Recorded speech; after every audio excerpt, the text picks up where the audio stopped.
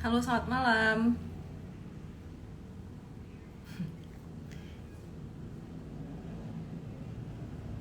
Hi everyone. Winata Yohan, Fanny, Selfie, Prilia, Selfie Aprilia, Liu Vivi, Gary, Kesu, Yan Ignatius, Lina Sulimin, Michael Konstantinos, Gunawan Satria, Retri Suryono, Variana Gunawan. Hai Winata Yohan, Linda Shi.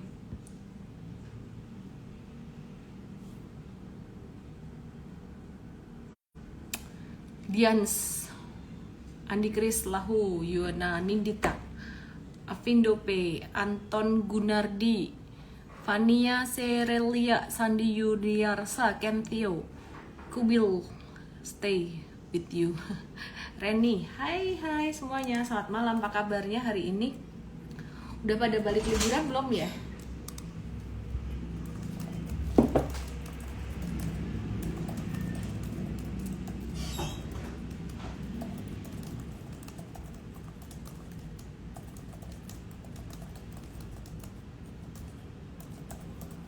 Oke. Selamat malam. Udah balik liburan belum teman-teman? Seperti biasa aku masih mau nanyain sih, ada yang masih liburan, lagi liburan ini, atau udah balik atau nggak liburan? Atau baru mau berangkat? Ada nggak yang baru mau jalan? Halo Susan Cucu, Turquoise Lakes, Anita Hirawe. Go tuh kok diakumulasi terus tapi nggak naik-naik, ya kan yang mau jualan juga banyak, yang nyangkut juga banyak, terus marketnya juga gede. Vieda Nindya, Silia Agustina, hai semuanya. Absen setahun nggak liburan, oke. Market value hari ini udah mendingan, bursa Asia udah pada buka ya, jadi dia udah mulai normal, udah mulai naik lagi, normal speed sih sebenarnya 9,71 triliun. Oke, sekarang kita coba lihat mulai dari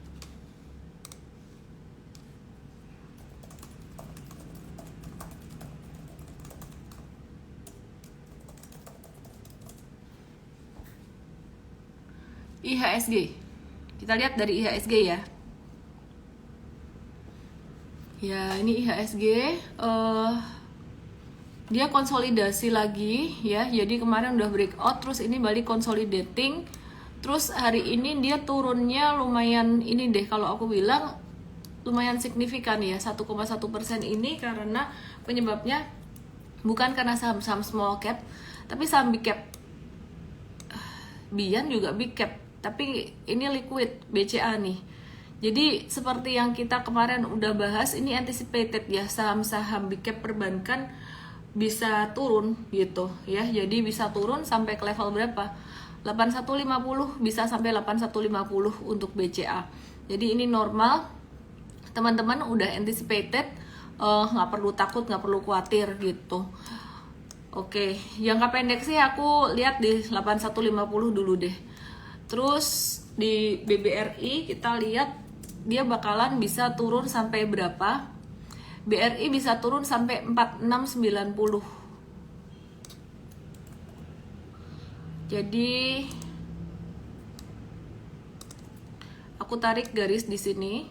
Ya, ini 47 lah, 4690 tuh 47, bahkan bisa sampai ke 4620. Bisa sampai ke sini 47 sampai 4620. That's why beberapa hari kemarin saya sempat ngomong untuk saham perbankan besar, buat kamu-kamu yang nggak siap dengan fluktuasi jangka pendek, kalau punya modal atas mau keluar dulu juga nggak apa-apa. Kalau misalkan posisinya BEP atau ada cuan dikit ya, tapi kalau rugi sih sebenarnya menurutku ini bisa balik sih. Tapi BCA sendiri dia bisa turun 8075 sampai 8150-an. Jadi buat yang mentalnya nggak kuat, mungkin bakalan ini dulu deg-degan gitu. Cuman sebenarnya ini nggak apa-apa. Terus BBNI sendiri bisa sampai ke 9075 atau ke 8675. Satu lagi yang belum aku bahas dan yang ini udah naik lumayan tinggi atau ketinggian tuh Bank Mandiri dia bisa turun sampai 9675-an. 9675 untuk Bank Mandiri. Jadi sabar-sabar teman-teman. Untuk beberapa saham big cap perbankan itu normal aja, turunnya normal aja, dan nanti pekan kedua ketiga di Januari itu bakalan ada kemungkinan market naik karena ini udah sepinya kelamaan dari Desember kemarin, sejak bola bahkan dari November ya. Jadi kalau aku perhatikan big fund atau institusi itu mereka juga mau transaksi kan, mau cuan, mau trading kan. Nanti pekan kedua, ketiga, keempat Januari akan aktif dan market bisa kemungkinan akan ada guna naik gitu. Bakalan ada Januari efek dong ya, mau dinamai Januari efek ya boleh, mungkin itu window dressing yang tertunda gitu. Oke, terus aku mau bahas metals hari ini.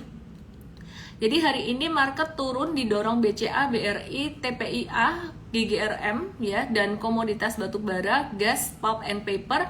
Terus aku mau bahas saham metals hari ini, ada Antam dan Inco yang lumayan aktif. Terus MDKA-nya tadi juga lumayan aktif. Ya, bentar sih. Ada runtar aku bahas. Ini Antam kita trading jangka pendek ya, cuannya di masa sideways memang nggak bisa sampai banyak ya, bukan kita nggak bisa cuan M-trade, tapi memang fluktuasinya di market begitu, mau dipaksain gimana. Ini kita 3-4%, kita beli beberapa hari kemarin, meskipun belinya juga di support, jualannya juga tadi pas ada ayunan ya, karena swing trading ya, itu cuan 3-4% udah bagus di kondisi market seperti sekarang ini. Makanya kalau trading bareng M-Trade itu jangan ngelewatin harga beli paling atas kita. Jadi kita misalkan kasih tahu harga beli paling atas misal ya di angka 2000, ya udah jangan lewat dari 2000. Kalau scalping nggak boleh ngantri, kalau swing masih boleh ngantri, apalagi jangka menengah, jangka panjang itu boleh ngantri. Jadi better ngantri aja, jangan dihajar di atas 2000, misalkan hajar di harga 2020 atau 2030, habis itu ngoceh-ngoceh kalau pas jualan, ini harga belinya beda kok, lah kan udah dikasih tahu jangan jangan di atas itu gitu. Cuman kalau harga jual ya nggak bisa sama persis ya, paling beda-beda dikit gitu. Memang marketnya lagi kayak gini teman-teman, cuman sabar aja, nanti pekan kedua, ketiga, keempat Januari akan lebih bagus gitu. Oke, terus kemudian kita akan lihat untuk Inco-nya sendiri gimana. Harga nikel kan lumayan naik ya. Ya, tadi Inco kita juga ada trading. Kita trading, kenapa cepat-cepat dijual sih, kok nggak di hold agak lamaan gitu. Jadi cuannya 1-5%, 1,8-5% ya range, karena range belinya yang kesentuh kemarin lumayan luas, dan angka 1,8-5% tuh didapat bukan dari angka harga rekomendasi best price, tapi harga rekomendasi yang tersentuh. Jadi yang 5% tuh angka terendah yang tersentuh.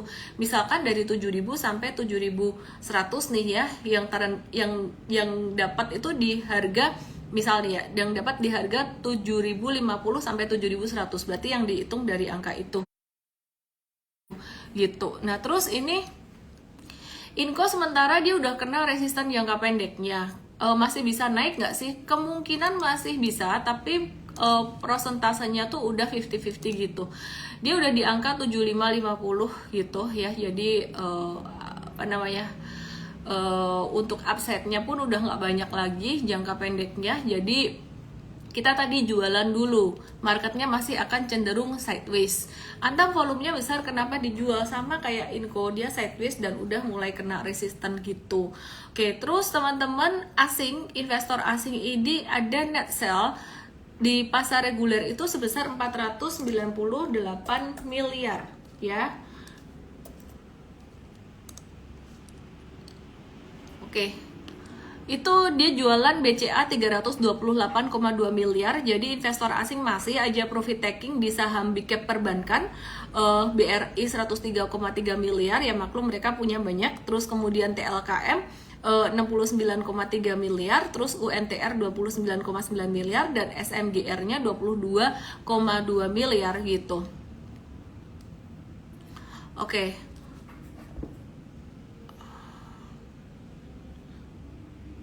Mau kasih tahu, YouTube aku bareng Melvin udah naik ke YouTube mtrade tuh di bit.ly/YouTube mtrade ya URL-nya teman-teman. BBCA itu kalau mau ambil jangka panjang mending beli AE ya, boleh sih, mau beli sekarang dikit boleh sih, tapi perkiraan masih bisa dikasih koreksi lagi 1 atau 2 candle lagi di angka yang tadi aku sebut, nggak hafal nih. Oke, terus kemudian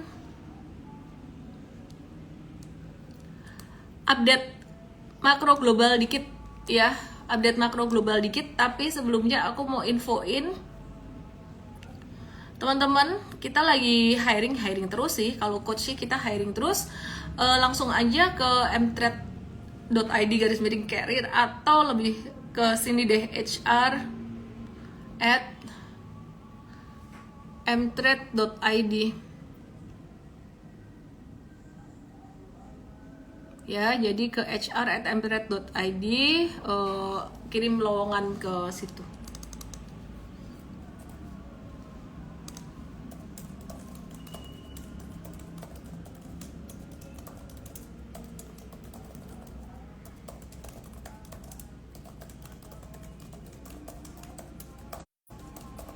Oke, terus aku mau update global dikit ya teman-teman ya. Jadi ini ada kabar dari IMF, BBRI dividennya parah ya, lebih parah BCA lebih dikit lagi. Ini kabar dari IMF ya, bahwa kabarnya kabar positif atau negatif nih, malah kabar negatif lagi. IMF bilang perkiraan global di 2023 tuh ekonomi global bakalan melambat karena 3 negara ekonomi besar yaitu Amerika, Europe, dan China melambat. Waduh, terus gimana nih? Gak usah khawatir berlebihan teman-teman, Indonesia itu bukan bergantung pada ekspor semata. Indonesia itu kuat di konsumsi atau belanja dalam negerinya. Cuman belanja dalam negeri juga sebenarnya barang-barangnya juga tergantung dari luar juga, dari China juga gitu kadang-kadang. Terus belanja dalam negeri juga dipengaruhi oleh income masyarakat juga. Kalau misalkan pabrik-pabrik dagangannya ke Eropa nggak laku, banyak PHK, ya pasti daya beli masyarakat agak-agak turun. Tapi aku bisa bilang Indonesia ini negara yang ajaib, negara anti krisis. Katanya banyak layoff, katanya lagi gelombang PHK besar-besaran nih, liburan masih pada keluar negeri semua. Golongan menengahnya, apalagi golongan bawahnya. Golongan bawah lebih nggak pakai mikir lagi mereka. Itu kayak middle down itu mereka benar-benar happy selalu. Ada yang perlu dicontoh juga ya. Jadi nggak perlu mikir buat mereka kayak hidup sehari ya sehari, makan ya udah, bisa makan ya udah, duit segini habis ya udah gitu. Ada bagusnya ada nggak bagusnya. Buat middle up kadang terlalu banyak mikir sampai udah punya duit banyak pun masih stres gitu, masih insecure. Oke. Stephanie Pratama, Antam turun terus apa bakal naik lagi karena ada berita emas bakal mengalami kenaikan 2023? Lah, tadi Antam naik, tapi naiknya sideways di resisten, jadi kita mtrade jualan untuk profit taking. Aku update lagi tentang global, dari global nih ngejawab pertanyaan dari Edi Travel Surya di Espar juga. PMI manufaktur tuh penting banget buat diperhatiin. Di Amerika tuh PMI manufakturnya di 46,2, itu angka yang di bawah 50, yang artinya kontraktif gitu. Masih di bawah 50 menunjukkan kondisi manufaktur Amerika tuh kurang bagus. Kenapa? Kontraksinya itu karena supply chain issue yang masih terjadi akibat perang Rusia-Ukraina dan juga tingginya harga komoditi gitu. Nah, sebenarnya Amerika ini dia galak-galak sama Rusia, ngeband ini itu sama Eropa, sebenarnya mereka rugi sendiri sih. Jadi kebanyakan gengsi kalau aku bilang ya. Jadi kalau misalkan mereka nggak kebanyakan ngeband, nggak kebanyakan aturan kayak gitu, mereka juga nggak akan dirugikan gitu. Kayak oil, sekarang oil juga sama nih, dari Rusia mereka mau membatasi ekspor oilnya karena ada aturan untuk harga harga beli atau harga jual oilnya tuh dibatasin gitu loh. Nah, jadi itu berpengaruh sekali. Dan yang diuntungin siapa kalau kayak gini? Sekali lagi, negara kita yang ajaib.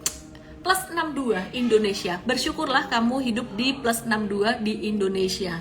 Jadi ya negara kita nggak kayak Singapura, nggak kayak negara lain yang tergantung pada ekspor. Anyway, lebih baik beli emas atau saham, diversifikasi dong ya, jangan semuanya di saham juga, jangan semua di emas juga. Emas tuh bagus buat hedging, buat ngejaga aja gitu. Terus Adi Travel Suryadi Espar, di luar negeri apa ada sentimen yang bisa ngedorong bursa tidak merah minggu ini? Mungkin lebih ke sentimen apa yang bakalan bikin bursa kita itu ijo, bukan nggak merah tapi ijo kali ya gitu. Kenapa? Jadi sentimennya yang aku perhatiin sebenarnya holiday season udah habis, itu aja. Nanti pekan kedua tuh udah pada balik kerja lagi, baik di Indonesia maupun di luar. Jadi kemarin sampai transaksi sempat 5,5 triliun, ada 2 hari kemarin tuh sempat 5,5 triliun karena bursa Asia tuh semuanya tutup, Indonesia doang yang buka ya. Berarti Indonesia paling rajin ya, makanya ekonominya paling oke seaspek pada tahun kemarin. Nah, sekarang bursa Asia udah pada buka, Amerika dan lain-lain juga pekan kedua nanti semuanya juga udah pada aktif gitu. Jadi transaksi dari investor asing juga mulai jalan. Dari dalam negeri pun bos-bos, fund manager juga udah balik dari liburan ya. Next week akan lebih rame, kemungkinannya akan naik. Jadi kalau di pekan ini perkiraan aku saham-saham big cap perbankan masih bisa turun lagi, dan nikmatilah saja. Oke deh, haram kalau rugi, halal kalau cuan, kata ada. Baiklah, lucu. Sesok ijo opo abang iki, kayaknya si abang sih ya, biar dapat angpau nanti pas Sincia ya, kata khususnya dapat ini. Baik, mari kita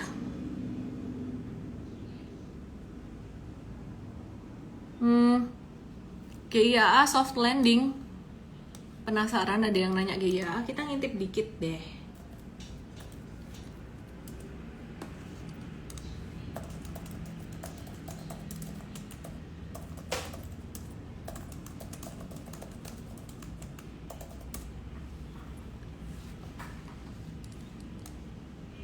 Kayak dia buka suspensinya malah turun lagi, udah hindarin dulu deh, marketnya lagi pekan ini masih agak sepi, jadi ya cari yang lain.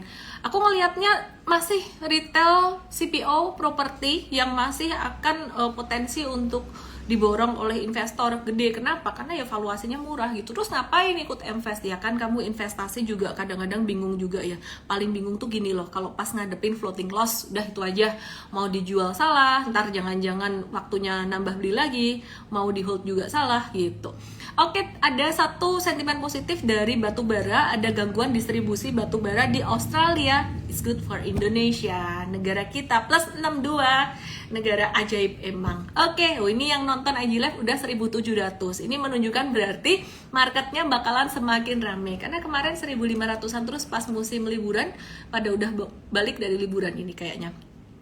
Update lagi dari Indonesia nih, global dan nasional penting nih diperhatiin.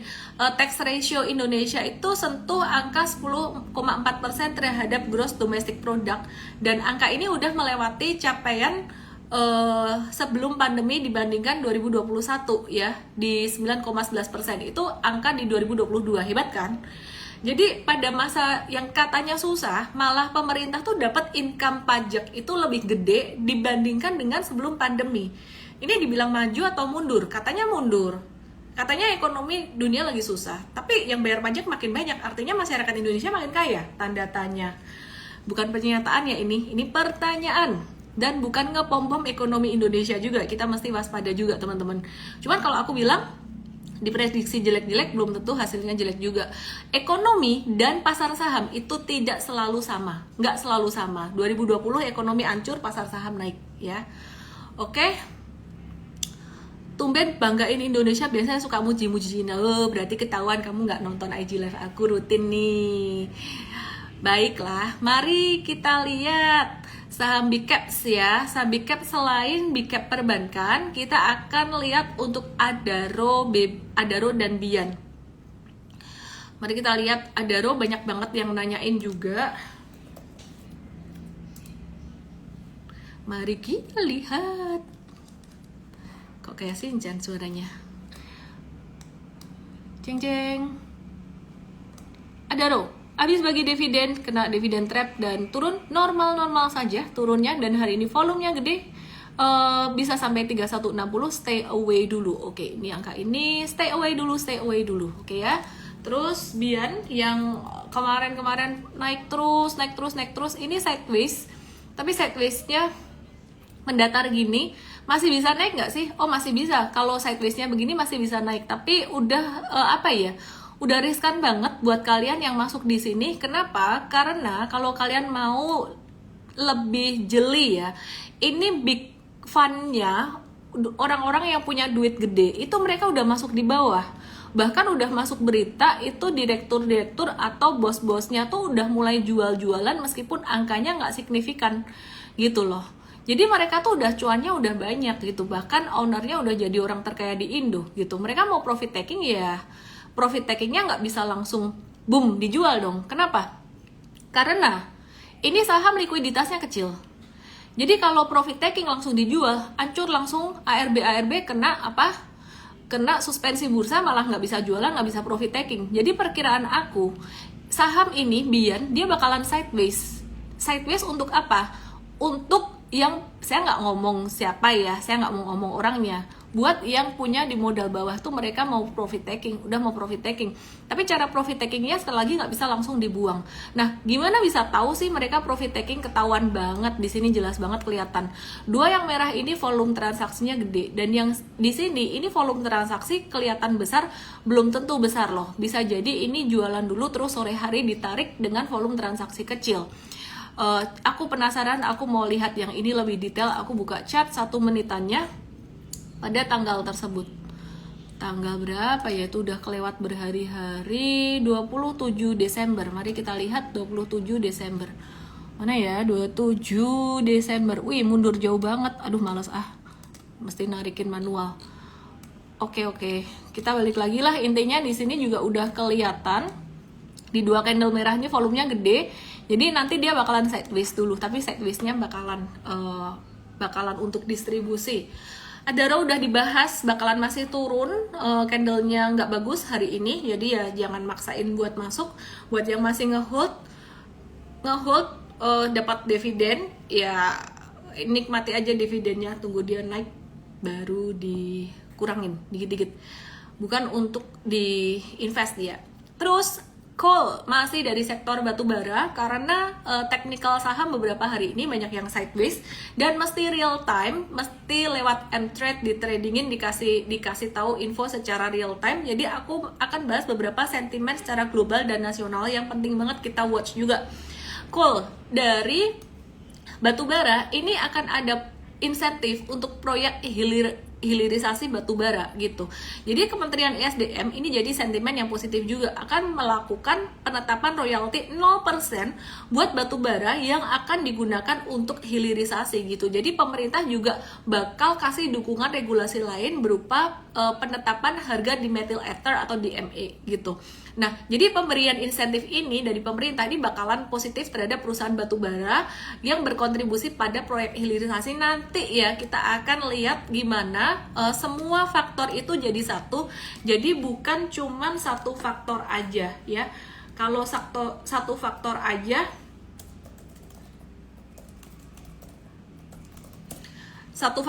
dilihat nanti kita jadi bias. Mesti ngelihat perang juga Rusia Ukraina. Bumi gimana? Oh, bum banyak yang nanya. Bumi yang tidak lagi membumi, atau mungkin akan membumi lagi. Bakal turun sih, singkat aja, bumi bakalan bisa turun kemungkinan sampai ke 140 atau 130. Tabahkan hatimu. Potensi saham metals di 2023, karena metals udah mulai aktif juga, harga nikel naik, tapi ini buat trading doang teman-teman, bukan buat investing. Harga nikel itu 6 bulan terakhir dia naik 38,6%. Tembaga naik 11%, timah naik 20%, emas naik 6,3%. Dan emas ini dia akan cenderung naik kalau ketidakpastian global tuh tinggi. Dan 2023 masih akan ada ketidakpastian. Perkiraan aku di 2023 itu emas akan cenderung naik. Tapi jangan terus kepikir kayak aduh aku beli emas aja katanya mau naik. Biasa kalau emas naik USD-nya turun. Dan sekarang tren dari US dollar itu udah mulai sideways, udah mulai mau turun gitu. Jadi teman-teman kalau beli emas dalam bentuk rupiah ya, dalam bentuk rupiah, dalam bentuk emas batangan dengan nilai tukar rupiah, dengan duit rupiah itu ada dua faktor, dari emasnya dan nilai tukarnya sendiri gitu. Oke, aku mau update dikit untuk update tentang insentif batubara dari pemerintah nanti. Yang bakal paling diuntungin itu dua emiten, PTBA dan juga Bumi, yang berperan banyak dalam hilirisasi gitu. Reopening di China bakalan positif buat harga metals ya, dan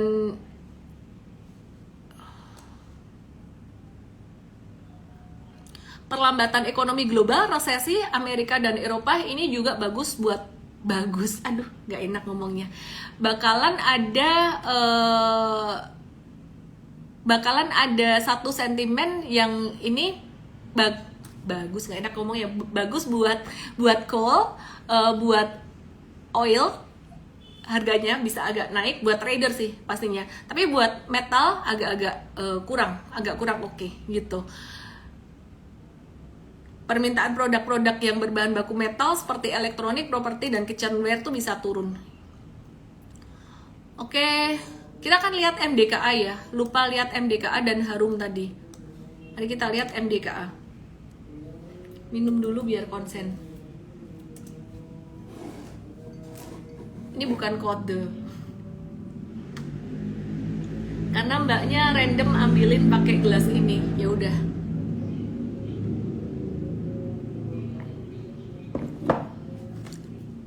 Sabar sebentar.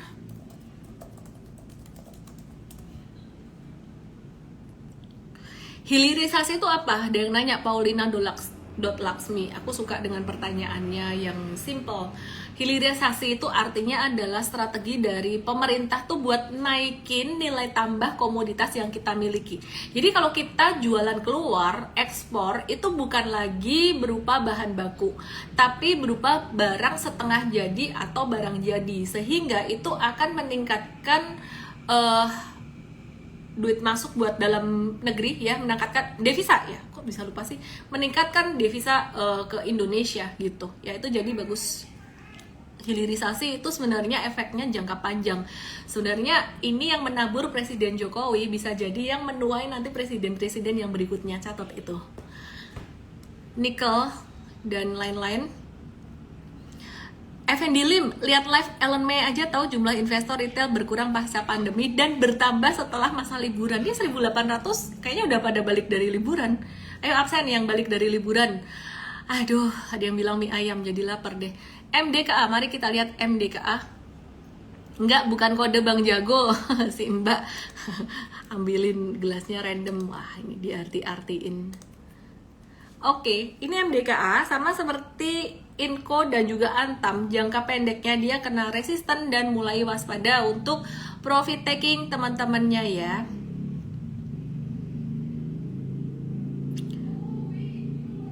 Ini mulai waspada untuk profit taking jangka pendek. Kak, kelas investor kapan mulai? 7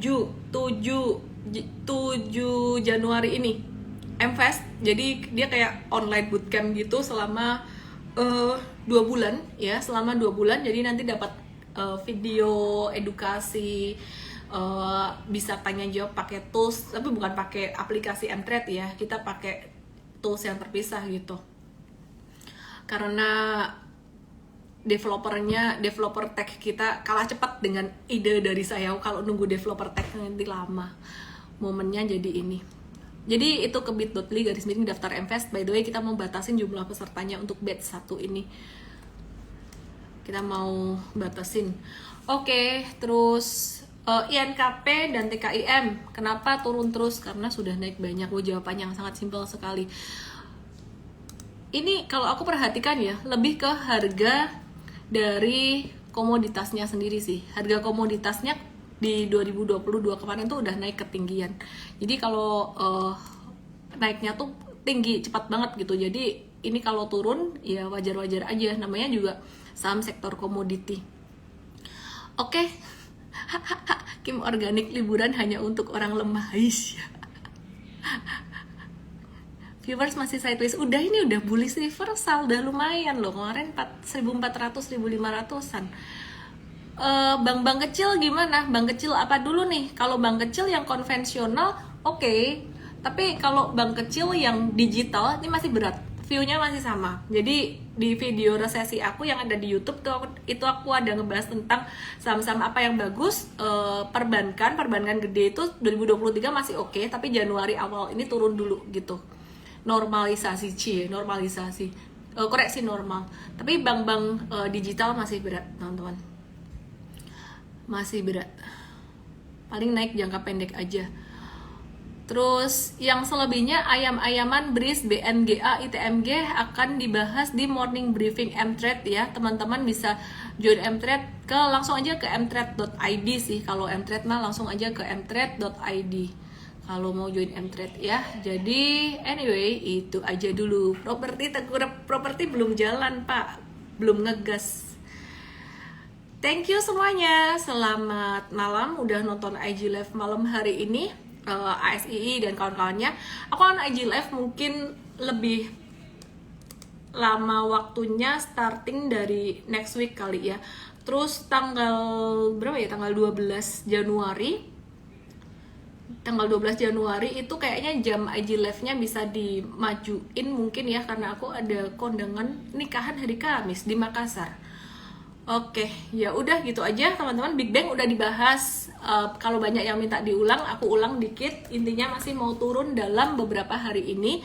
Tapi itu turunnya normal. BCA bisa sampai ke 8075, kemudian BBRI bisa sampai ke 4700-an, bahkan ke 4620, and that's normal, sangat normal sekali.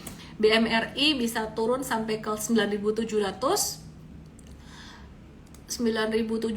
bahkan ke 9525. Terus BBNI bisa turun sampai ke 9000-an.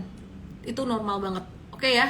Oh, kaos yang nama Ellen dan fotonya, masuk fotonya. Yang mau beli kaos Mtrade bisa ke mtrade.id /t-shirt. Banyak banget sih infonya nih dari tim aku. Tulis di mana ya? mtrade.id /t-shirt. Udah cari sendiri. Pokoknya mtrade.id /t-shirt atau di Tokopedia. Terus sebenarnya URL ke Tokopedia. Thank you semuanya. Selamat malam. Yang saham-saham lain dibahas di morning briefing besok ya. Aces, GoTo dan BBTN semuanya. Aku akan IG Live lebih lama, mungkin start besok atau next week. Lihat jumlah viewernya juga. Bye-bye.